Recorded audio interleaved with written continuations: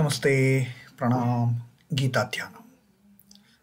Om Parthaya pratibodhitam bhagavata narayanena swayam vyasena gratitam purana munina madhye mahabharatam advaitam ritavarshinim bhagavatim ashtadashadhyayinim ambatvam anusandadhami Bhagavad Gite bhavadveshinim.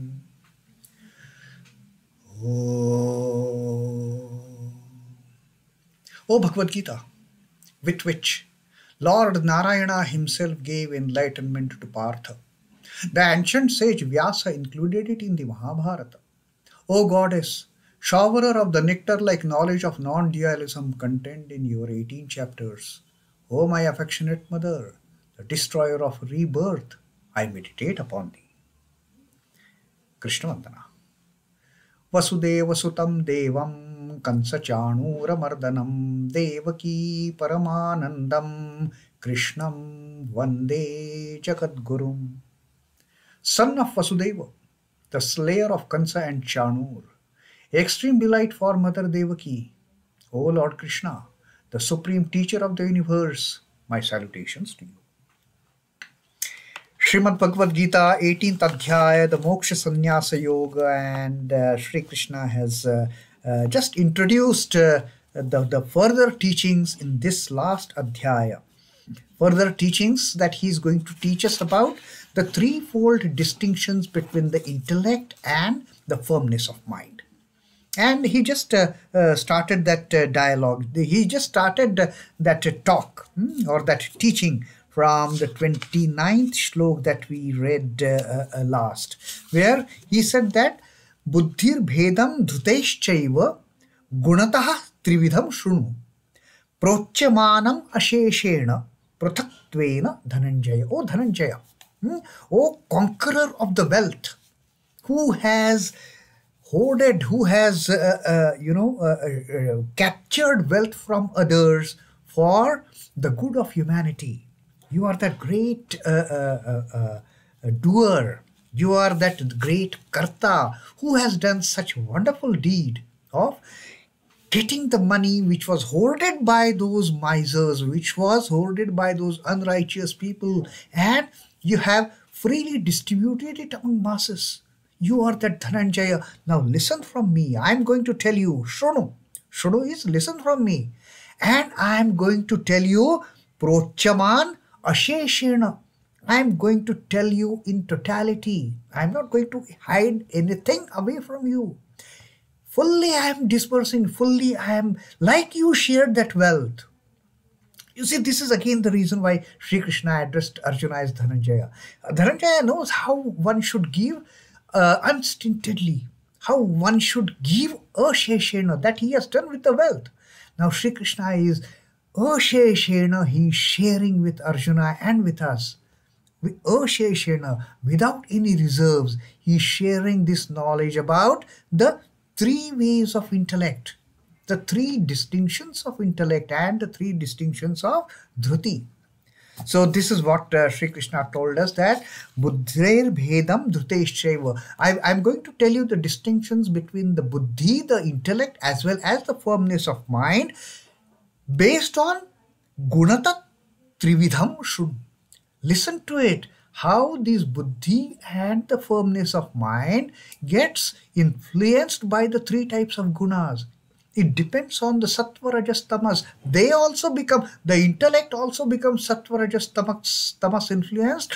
The firmness of mind also becomes influenced by sattva, rajas, tamas. And this I am going to tell you without any reservations. Fully, wholeheartedly, in totality, I am going to tell you, like wholeheartedly, in totality, without any reserves, you share that wealth which you had conquered from others. You share that wealth to the benefit of the mankind. I am sharing this with you, O Dhananjaya, O Arjuna. Don't forget.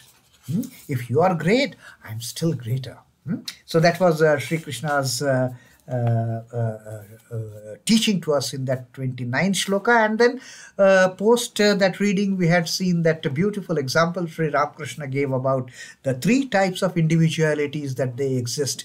One wants to merge in the Paramatman, like the salt, the sugar doll.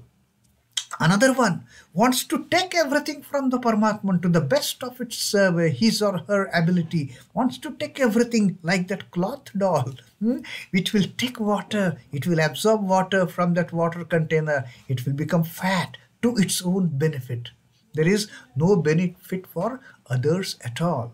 It won't lose its shape, it will remain the doll, that cloth doll. But it will keep on absorbing water. It will keep on getting out of the work done, whether good or bad. That is the cloth doll Sri Ramakrishna had given an example. And finally, the stone doll, which is of no good at all. Neither that stone doll will take anything from the water pot, nor it will dissolve itself into the water pot. So that is how Sri Ramakrishna had beautifully given that example, much in line with Sri Krishna's teaching of these three gunas here. Now Sri Krishna is going to tell us about the Sattvika buddhi. The first distinction that Sri Krishna is going to make regarding the three types of buddhis, and this is the first distinction of the Sattvika buddhi. Pravṛittiṁ ca nivṛittiṁ ca kāryākārye bhayābhaye bandhaṁ mokṣhaṁ ca ya vetti buddhiḥ sa pārtha sāttvikī. Pravṛittiṁ ca nivṛittiṁ ca. Now here Sri Krishna is talking about all the pairs of opposites. Now the Sattvika buddhi makes a distinction between these pairs of opposites. The Sattvika type of intellect has this capability of analyzing the pairs of opposites and taking up only that which is conducive for liberation, taking up only that between these pairs of opposite which is conducive for moksha, which is leading us towards the liberation. That is our ultimate goal.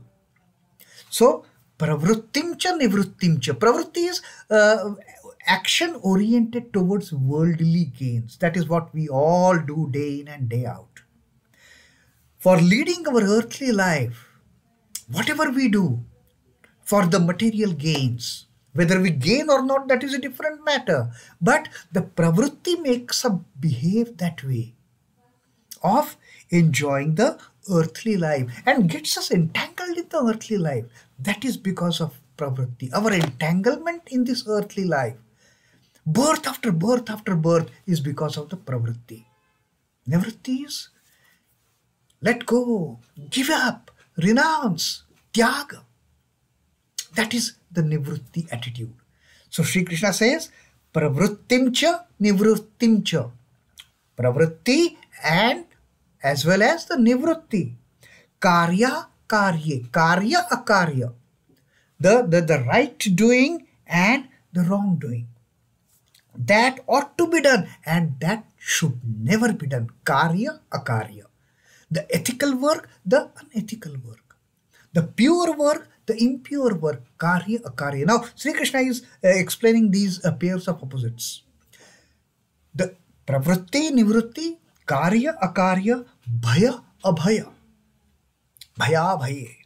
Fear and fearlessness. You see, these are all the pairs of opposites which either trap us, which either entangle us in this worldliness, or they just throw us out of this world. They just liberate us. So, the third quality, bhaya, pairs of opposites, bhayābhaye, fear and fearlessness. Then bandhaṁ mokṣhaṁ ca ya vetti. Bandhaṁ and mokṣhaṁ. The bondage, the binding, the entanglement, and mokṣhaṁ, the liberation, the dissolution into the Paramatman, like that sugar doll in Sri Ramakrishna's example. So the bondage and the liberation, the bondage and the emancipation. Ya vetti buddhiḥ. The buddhi that knows this, the buddhi that knows the difference between pravṛittiṁ and nivṛittiṁ, the buddhi that knows the difference between kāryā and akārya, the buddhi that knows the difference between being afraid of something and being fearless, the buddhi that tells us about the bondage and about the liberation, that buddhi, Sri Ramakrishna says, that intellect, that understanding is the Sattvika buddhi, O Partha. Now, this is the greatest teaching in this adhyaya, where actually the pairs of opposites are the culprits that they kind of either make us or break us. And Sri Krishna has again and again spoken about these pairs of opposites. Whether he has exactly used the same words as pravṛittiṁ, nivṛittiṁ, or kāryākārye, or bhayābhaye, or bandhaṁ, mokṣhaṁ, that is a different matter. But he has always told us to be aware of these pairs of opposites. In the 5th chapter, in the 3rd shloka, Sri Krishna told us that nirdvandvo hi mahabāho sukham bandhāt pramuchyate. One who is free from these pairs of opposites. Nirdvandvo mahabāho, O Mahabāho, O mighty arm. One who is free from these pairs of opposites he happily remains unaltered, for that matter. Sukham bandhāt pramuchyate. Happily he just cuts off that bondage of the life and death, the bondage of repeated births and deaths. That is the person, one who has given up, one who has got away, one who has descended, gone beyond the dvandva, the pairs of opposites. And this is exactly the pairs of opposites that Sri Krishna has elaborated in this shloka. And Sri Krishna has told us that he is going to tell us everything without keeping anything in reserve. He had told that he will tell us asheshena. He has told us that he will describe distinctly pruthatvena. Now here he has distinctly differentiated the types of opposites. The pravṛittiṁ and nivṛittiṁ. Pravṛittiṁ is our getting involved in day-to-day activities, day-to-day work, and in turn getting entangled in this earthly life. This earthly life, even after death, that continues. That entanglement continues because we are not free from that bondage. We are not free from that bondage. We are driven by that pravṛittiṁ. We are driven by that the worldly activity, by the worldly actions. So even if we leave this body, in the next body also we are going to do the same thing. In the next body also we are going to do the same thing.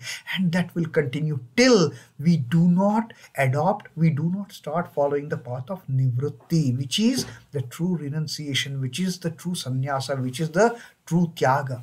And this is what Sri Krishna is teaching us in this moksha sannyasa yoga. How to adopt, how to follow that path of nivṛittiṁ. Now Sri Krishna says that buddhi which distinguishes between the pravṛittiṁ and nivṛittiṁ, that buddhi which distinguishes between a good work and the bad work, the righteous work and the unrighteous work, kāryākārye, that buddhi which distinguishes between what we should be afraid of, the bhaya and abhaya, what we should be fearless of. We should be afraid of pravṛittiṁ, which we should be afraid of akarya. That is what Sri Krishna is telling us. The buddhi should have this discriminate, buddhi should discern from which objects, from which things we should be afraid of, for which things we should have fear. I should have a fear for doing anything unethical. I should have fear of doing anything immoral, lest I fall in the trap again and again and again. So that fear. And I should also know, I should behave my quality of fearlessness. Let death come, I won't budge. I won't get away from this path of truthfulness. I won't get away from this path of the righteousness. I won't let go from this path of being ethical. I am fearless on that account. So this, knowing this difference between what to fear and what not to fear, when to be fearless and when to be fearful, that distinction, then bandhaṁ cha mokṣhaṁ cha. The understanding of what is bondage, what is liberation. Now all this, the delusion that is trapping me in this bondage of samsara, that is nothing, that is the bondage. And this, knowing this distinction between bondage and becoming one with the Lord, becoming one with the Paramatman, that sugar doll, getting merged in the water body, the whole water body as such. The Jivatman merging in the Paramatman, that is the nirvana, that is the moksha. The intellect which understands this, distinction between the pairs of opposites, that intellect is of the Sattvika type. So Sri Krishna has once again emphasized on the fact of being away from these pairs of opposites and understand them very well. What is good for me, what is not good for me. What is good for me from the perspective of liberation, moksha, nivṛittiṁ, from the perspective of my getting away from this bondage of life and death. That discernment, that intellect which tells us about this discerning faculty, that is the Sattvika intellect, that is the Sattvika buddhi, Sri Krishna says. The intellect which knows the paths of work and the paths of tyaga, paths of nivṛittiṁ. The intellect which knows the right and wrong action. The intellect that knows fear, distinction between fear and fearlessness. And the intellect that knows the distinction between bondage and liberation. O Partha, that intellect is Sattvika intellect. Now, this is what Sri Krishna tells us about the Sattvika buddhi. Let us, using this Sattvika buddhi, let us follow the path of nivṛittiṁ. Using this Sattvika buddhi, let us follow the path of righteousness, of karya, not akarya. Using this intellect, let us follow the path of fearlessness. Fearlessness of not doing anything wrong at all. I am not going to do it. Come what may, I am fearless to that extent. Even if something happens to me, I don't worry, I don't care, but I am not going to do anything wrong. I am not going to deviate from my path of truthfulness. I am not going to deviate from my path of liberation. That is the true fearlessness. And on this count, I am always reminded of words of Holy Mother, Sri Sarda Devi. When once a disciple quoted about Swamiji's teaching to his disciples, that I don't care even if I have to die 100 times, even if I have to take birth 1,000 times, I will come and proclaim the truth. And he was telling this to Ma Sarada, and Ma said that that is the quality of fearlessness. That is the quality of fearlessness my Naren had. He won't be afraid of taking birth thousands of times because he is liberated. He doesn't care. He has no fear for getting in this trap because he is never ever entangled. He is not at all in the bondage. He is all liberated. He won't mind taking birth thousands and thousands of times for the benefit of mankind. That was the proud words of a proud mother for her wonderful child. Now, here this is a long passage that Sri Ramakrishna is teaching, which goes in line with this teaching of Sri Krishna. Is this world unreal? Now, Sri Ramakrishna says it is unreal as long as you have not realized Ishvara, as long as you are under that delusion, as long as you are in that fear, and as long as you are on that path of pravṛittiṁ, or as long as you are doing those akarma, as long as you are in that bondage, Till the time you are in that bondage, this world is unreal. But the moment one realizes Ishvara, then the whole world becomes one with Ishvara for that person. For you do not recognize his presence in things worldly. Once you know Ishvara, you will start knowing Ishvara is there in each and every atom of this creation. What to talk of me and you? The Lord pervades the entire creation. Each and every atom of this creation is pervaded by the Lord. So the feeling of real and unreal is only till the extent one is ignorant, one is away from the Lord. But once one realizes the Lord, Sri Ramakrishna says that this kind of feeling of unreality, it just vanishes. Then the whole creation becomes Lord's. The feeling of I and mine has gone so deep into you. Therefore you have become bound to this world. Therefore you are in bondage. You are drowning yourself increasingly in the ocean of samsara. You are drowning yourself in the ocean of samsara by adopting the path of pravṛittiṁ. Though the path of liberation is easy and straight, the path of nivṛittiṁ is very easy, Sri Ramakrishna says.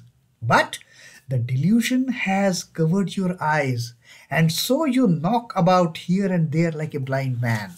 And following this path of pravṛittiṁ, again and again you are hitting your head on the walls. You are not learning anything. The moment you choose the path of nivṛittiṁ, the moment you choose path of karya, the moment you choose path of abhaya, the moment you choose path of liberation, there is no more tottering in the blind alleys like a blind man. You know that samsara is impermanent. Ponder over the house you live in. And now Sri Ramakrishna is giving the actual example to this disciple. Just think about the house that you are living in. What is permanent in that? How many have been born and how many have died in it, in this house that you are living? How many generations have gone by? How many generations are yet to come? And you still cling on to this house as the permanent being? There is nothing permanent in this world. Worldly things appear in a trice before you and they disappear too in a trice. Those whom you hold as your kith and kin are not so after you die. The moment you hold these people as your near and dear ones, the moment you die, they won't wait for you to come up. The next step they will do is take your body to the crematorium and just burn you to those 3 pounds of ashes. Those whom you hold as your kith and kin are not so after you die. Still, how deep is the attachment to the world? How deep is this bandhana? How deep is this bondage? How deep is this attachment? Though nobody at home is dependent on an old man, he finds no time to go to Banaras. Now, in the earlier days, there used to be a tradition that at the last moment, people used to go to Banaras to die, because it is said in the scriptures that one who dies in Banaras, that is the last birth. Now, Sri Ramakrishna gives an example that the person is there on the deathbed, but so much attached that if somebody wants to take him to Banaras, come Baba, let us go to Banaras, you will have moksha. No, I am good here in the midst of my own near and dear ones. He has no leisure for devotional practices. What will become of my dear grandson Harisha if I do not look after him? The person is on the deathbed and he is still worried about his grandson, what is going. Shun away that attachment, Sri Ramakrishna says. That attachment is the culprit of keeping us bound with this samsara, birth after birth. That attachment is the bondage for us. Sri Ramakrishna says, shake away that bondage. Shake away that attachment to your near and dear ones and just jump into the ocean of the Satchidananda and be free from all the struggles, be free from all those repeated births and deaths.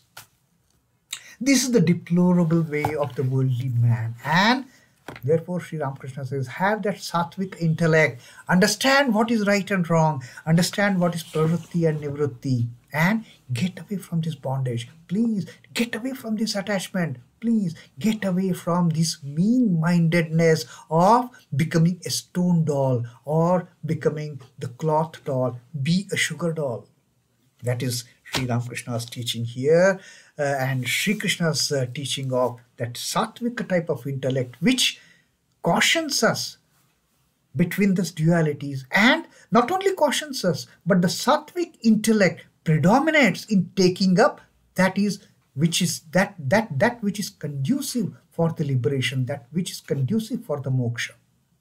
So that was the wonderful teaching in this 38th shloka of the 18th adhyaya of Moksha Sannyasa Yoga.